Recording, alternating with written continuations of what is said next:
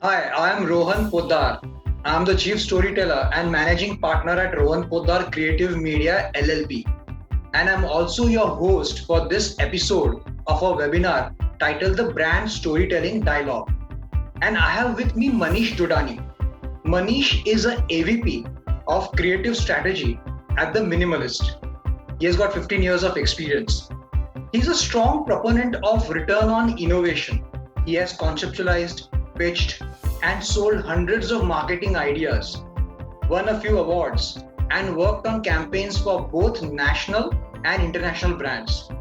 His creative and strategic experience spans across sectors, and he has had the opportunity to work with products and services at different stages of their life cycle. Over the years, he has successfully provided brands, creative agencies, event companies, and production houses with words that move people and ideas that move products. Some of the brands that he has worked with have been Tata Click Luxury, Glanbia Performance Nutrition, IIFL Home Loan, Nika, Fractal Analysis, L'Oreal India Corporate, etc. So, Manish, welcome to this show. Good afternoon. Good afternoon, Rohan. Thanks How are you for doing? having me here. Always a pleasure. Right. Thanks so much that you could join me this afternoon on this webinar. And let me get into the webinar real quick. So, Manish, what's your current role at the Minimalist? Right. So, technically, I'm the AVP of Creative Strategy at the Minimalist. This role essentially entails me to start conversations with incoming business leads to kind of identify the business problem that they're looking at solving and, set the tone for the agency to map the strategic way to solve for that problem, right? I think leading business conversations with new businesses and charting the course for strategic campaigns for existing businesses, both are part of my core role here at the Minimalist. Right, right. That means it's all client facing role, understanding their creative So side. I started my career as a copywriter, moved on to be creative director, and now because of a bent towards strategy as well, I've kind of come up to a level where there's a fusion of both creative inputs that I can offer along with strategy. Right, that's fantastic. And the reason I say that is your journey in the creative field, in this journey of yours, you have worked on a lot of different brand campaigns. How do you see the evolution of brand storytelling over the years that you have spent in the creative industry? Right. Having been in the industry for so many years now, I've had the fortune, I would say, to watch the evolution of media from pure print, single television channel through my lifetime to the diaspora of DTH to digital to OTT, and honestly, one thing that remains consistent, I'll start with that, is that a good story never fails to get engagement, right? I think as the media expression of channels has evolved, our ability to craft these stories better using audio visual, and now as we move towards the age of VR and AR, is improving as well, right? So I only anticipate that as the industry evolves in terms of media technology, the craftsmanship of telling good stories will keep getting enhanced with it as well. Right, right. At what point do you see was there an inflection towards, or there was a thrust towards brand storytelling? I'm sure storytelling has been around for quite a while though, but there was this whole ad culture that happened in 50s 60s after the industrial revolution and mass explosion of products, a lot of tvc ad spots, getting viewers or consumers attention in short period of time. In this particular context, when do you think was a time when brand storytelling as a technique of communications got the attention of brand leaders? So I think for me, what I've seen chronologically happen is that there was a time in a market like India, let's say, where there was a monopoly for each brand in each sector, right? When a consumer is not spoiled for choice uh, about choosing between two products which are undifferentiated, probably just pure basic product communication does the job. If your product fulfills the existing need in the market, that's sufficient, right? But then what happens is, as every industry evolves, there are number of products and contenders in the same category vying for the same consumer's mind space. And if you don't have a tangible product differentiator, that's where storytelling comes in, right? Uh, it kind of is the kind of, how do you spot the difference between two very undifferentiated offerings, is the emotional layer that you can get in your brand story. I think that would be the point of inflection for brand storytelling for me. And at when do you think that started happening?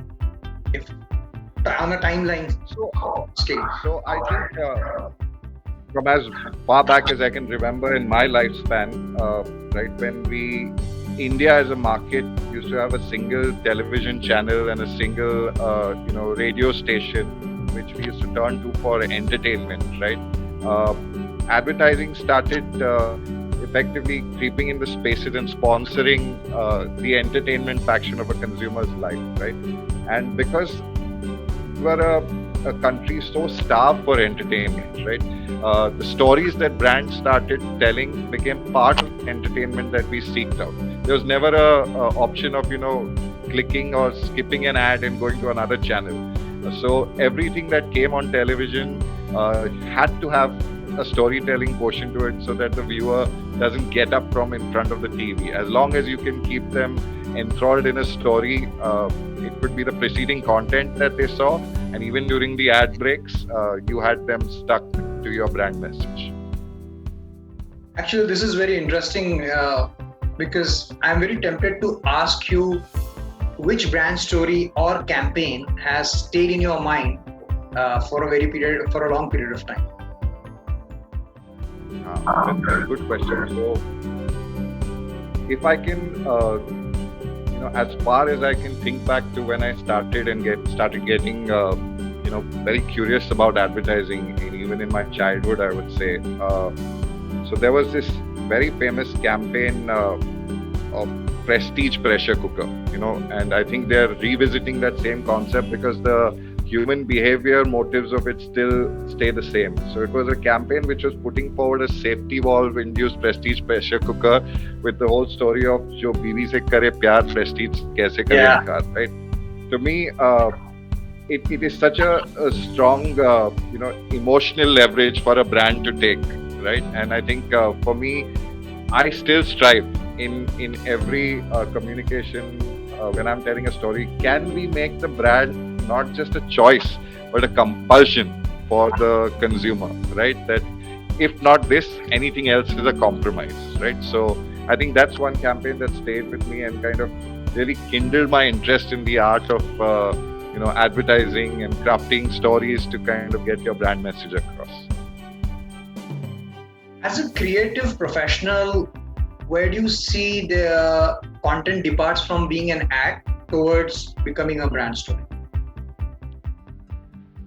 That's a good question. So, when we were studying about creating a radio jingle, one of the age-old ways of advertising a 20-second radio jingle so that your ad recall stays on top of mind is, they used to say, when you're writing a radio script, tell the audience what you're going to tell them what you want to tell them, and tell them what you just told them, right? There was a lot of repetition of the brand again and again and again, right? So I think, if the messaging is more brand or product focused, right, then it's purely an ad. It's not something a person would repeat to someone else, right? But if it's a story which has a brand subtly integrated, the story has more potency and the brand has a soft integration in the message. This is a story which could be told, and while it's being retold, your brand message can be carried forward. So that's where I draw a differentiation between a pure play ad and using content to further a brand message. So there's a famous quote, right? People don't watch ads, they consume content. Sometimes that content is an ad, right? That's very interesting you say that. Now, ad industry is particularly in the digital era is quite developed in terms of its metrics, effectiveness. Do you think the same metrics extend to brand stories, or should they be looked at differently while tracking their effectiveness? Like I described in my profile, right? I'm a big believer of return on innovation. It's a metric that I've devised to evaluate what one can measure beyond return on investment. So normally what happens is that when you're putting out a brand story on a platform, whether it be digital or television, there is a certain media cost attached to it, and you can predict the numbers either based on subscription, or you can measure the numbers based on what's the kind of media outlay you targeted for the intended reach of that particular communication, right? But if a story is good, it has a life of its own in terms of shareability, which goes beyond the intended reach of that communication, right? For me, that incremental reach, either in forms of earned media through aggregators who build their businesses on curating great stories and content, or the fact that a social media organic share of your brand campaign, because the story was so thought-provoking that people thought that it needs to be shared with someone else, and they actually made the effort to share it themselves, right? That incremental reach, I think, is the true measure of the success of a good brand story. And so that leads to inference that people, the incremental sharing or reach, as you said, would probably happen if it's different than the regular communication. It's got to be thought-provoking in a certain way, or it has to kind of stir up some emotions. But even ads stir up emotions, right? As they say, the ads play on emotions as well. Where would you draw that line of distinction between them, on how ads play on emotions and how stories so play on it? Look, I think this is based on the objective of the communication, right? Actually, advertising or copywriting, like we say, is selling in print. If the objective of the communication is to sell, then I would classify it as an ad.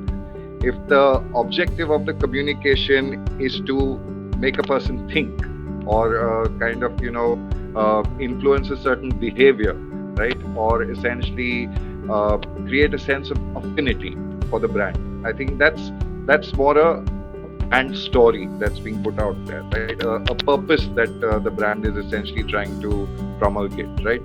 And what happens is that just like brands, people wake up every day wanting to share content between their peer groups. They are not creators. They search for content which is available out there, which is why influencers are followed, content creators are followed, right? The stories we tell people that we know a lot about who we are, right?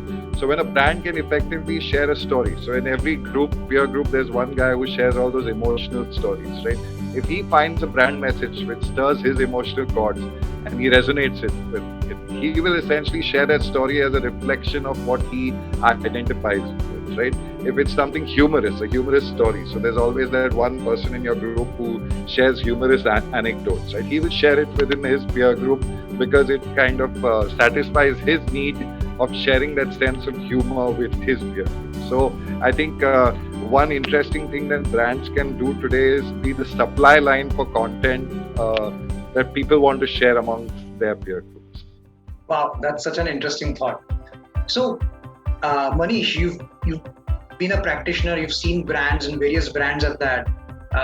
According to you, what are some of the popular formats of storytelling currently in the industry that are mainstream, and where do you see that going in next, say, 5 years?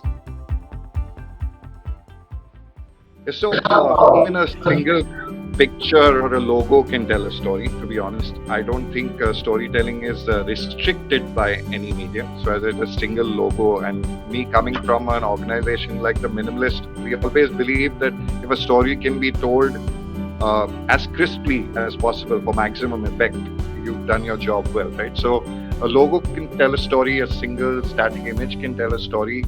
Now, since storytelling, leverages the emotions of people, and video today, currently and most prominently, gives you the affect of stirring up emotions using moving pictures, audio, and a lot of other sensory cues, which can sharpen the craft of storytelling. I think it's one of the most empowering mediums. But as I said, as technology evolves and we are moving to the world of VR, AR, we are likely to see, that more intimate way of storytelling, which gets the audience almost immersed in the story. Right now, we view the story, right? As VR and AR evolves, it's probably you're going to get immersed in the story beyond just viewing a story. Right, right. So the more immersive a story is, or more appealing it is to your senses, so to speak, the better the story could be, or the more effective it could be. That's correct. I mean, emotions are normally triggered through sensory inputs, right? Like in the sense, you hear something or you see something that moves you, right? When we go to a cinema and we block out all other noises, and there's the background score supporting a dramatic scene where a very intense dialogue is being delivered, and the palpable human expressions of the actor. All of these cues play a very important part in terms of stirring up emotions, right? So currently, video is well poised to kind of deliver that kind of emotional charge of a story. As I said, as technology evolves further and you can use a VR headset to experience a brand story, probably that will be an even more immersive experience and more emotionally stirring experience. So you will have to wait and watch. Right, right. Manish, my last question to you would be, are there specific sectors or brands that have more use of brand storytelling than others, or do you think it should be universal? Best way of communicating is through storytelling, right? Like in the sense that, all of us have, and I use this format even while making presentations. PowerPoint presentations and just statistics can be quite a dull, dreary experience, right? Even a presentation, in my opinion, should have a story arc, right? It has a start, it has a kind of a point of conflict and a resolution, right? When you employ storytelling for delivering any message, I think the message creates a stronger emotional charge. And human beings are known to make, no matter what the purchase decision, they make emotional decisions and then rationalize it to themselves, right? This has been scientifically proven. So as long as a product requires marketing and it's designed to persuade a consumer to purchase, you will have to stir up emotions, right?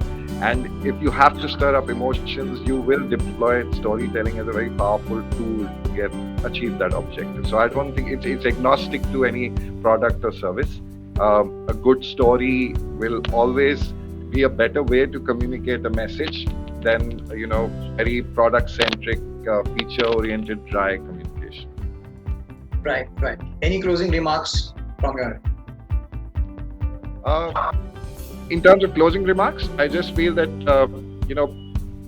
it's not just brands. I think even in terms of interactions with people, we are all storytellers, right? The conversations that two friends have when they meet after a long time, they recount stories from their past, right?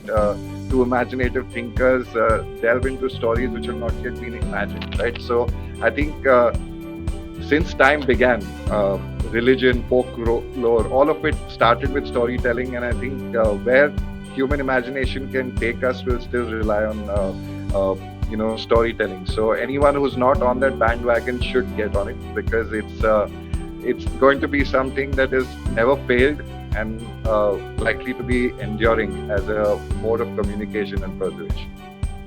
Right. I'm so glad you could make it this afternoon and share your views on storytelling. And as a passionate brand storyteller myself, It was quite heartening to hear your views of somebody who comes from industry, and to know that how storytelling is such an important or such an intrinsic part of human communication per se. We are not talking about rocket science here. We're talking about going back to the roots. It's just that the context has changed now. The technology has changed the techniques of communication, the channels of storytelling. Thank you, Manish, for making time. And I hope to see you soon on some other episode in the future.